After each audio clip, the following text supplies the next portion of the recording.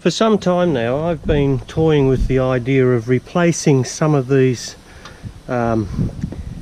portable gas stoves with something a little bit more efficient and probably a little bit less weighty. These things are quite heavy and you need to carry canisters of these butane gas around, and I think there's a better way. I've decided to experiment a little bit with alcohol burners.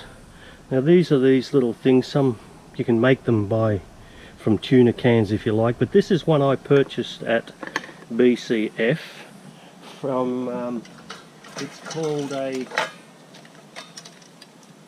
nipper kipper metho burner with legs, which are these things, and they fold up like that.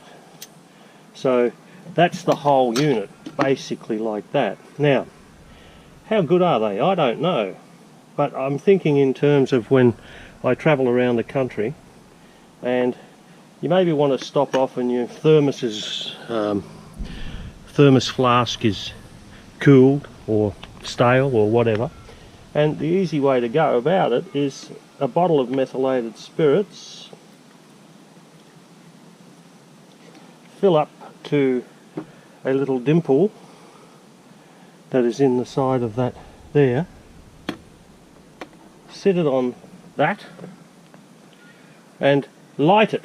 I will do that in a minute. However, I decided that I wanted to do a few little modifications. Now before I start, I have seen people, this is the camping stove basically as it is, but hikers have these little tiny fry pans, for instance. Now that will sit, and that to all intents and purposes is fine.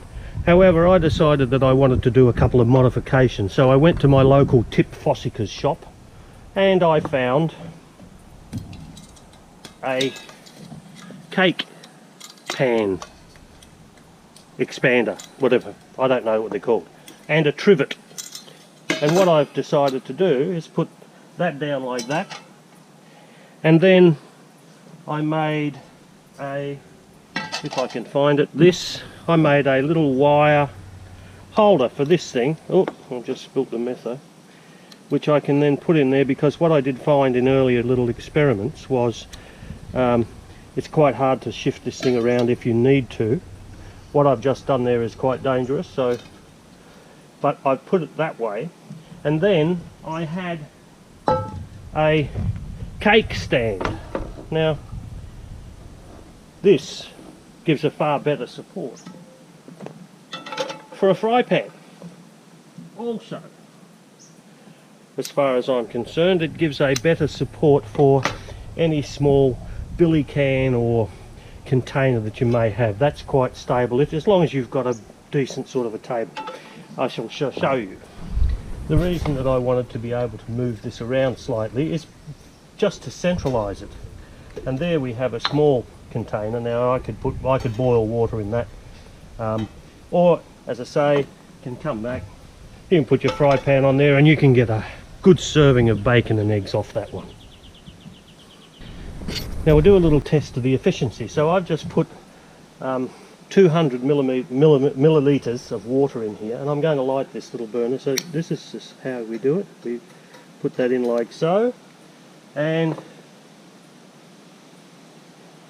it's very hard to see.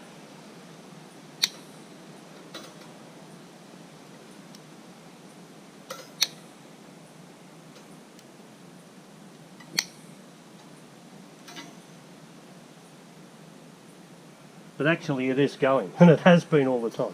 Right, we'll put that on there. This is the only drawback of these things. It's very hard to see until you can actually now hear the flames starting, and I can see the waves coming up this way. So if I put the lid on and I just check my time, we'll see how long it takes to boil, say, 200 ml of water.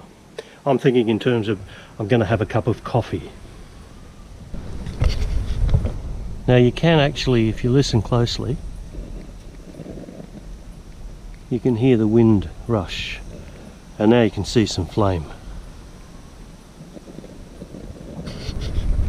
while we're waiting for that to boil, this was the reason, because I can now safely move this thing around. That gets a little bit warm, but hey, I'll work on that one.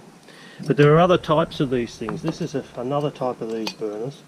This one I've found is not quite as efficient as this particular nipper, because it takes an awful long time to boil some water.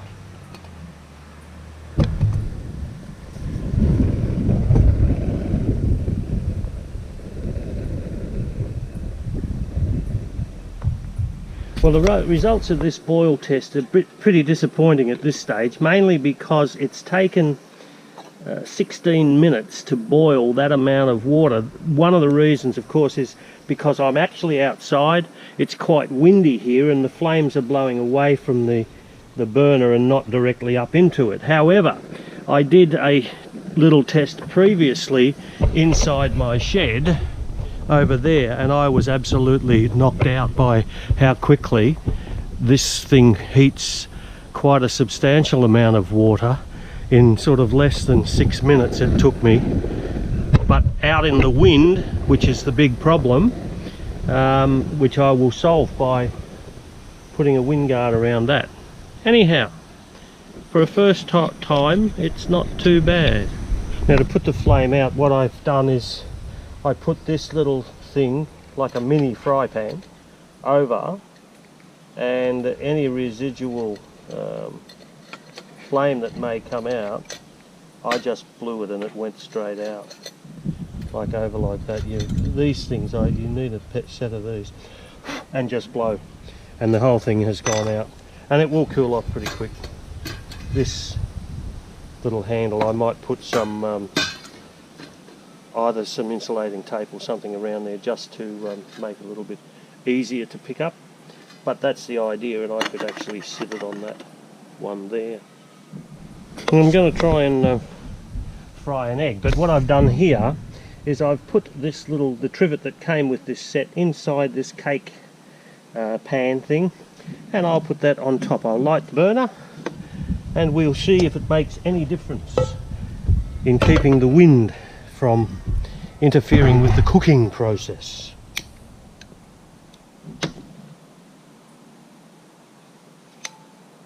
It's burning.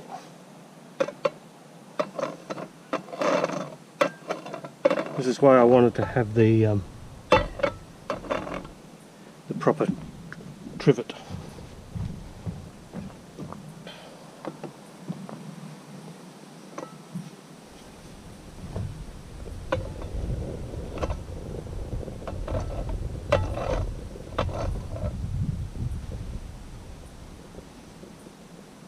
Yes, now we're burning.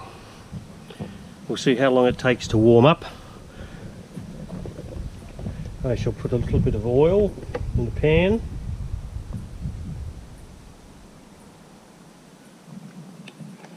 It is a non-stick pan, but we won't worry about that. It's mainly so that I can see if the heat is getting to it.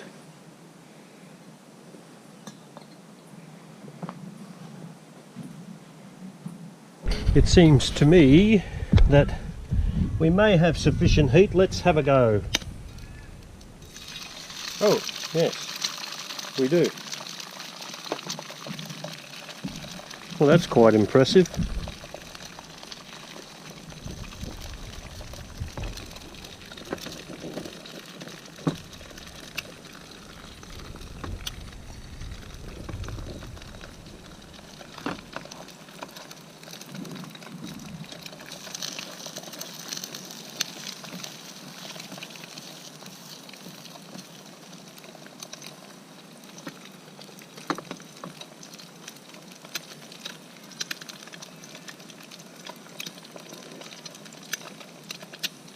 Well, it's quicker to fry an egg than boil some water.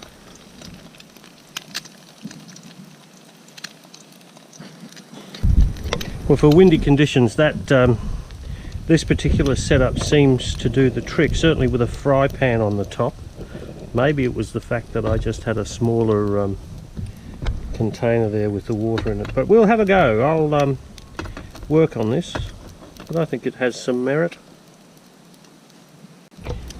As a last little test, I've put aluminium around here to act as a windbreak, and I have filled this particular billy, or half full, with what would amount to maybe 1 or 2 cups of coffee, and we shall see how long it takes to actually boil this in the wind. It certainly seems to be working a little bit more efficiently. We'll bring the camera down here and we can see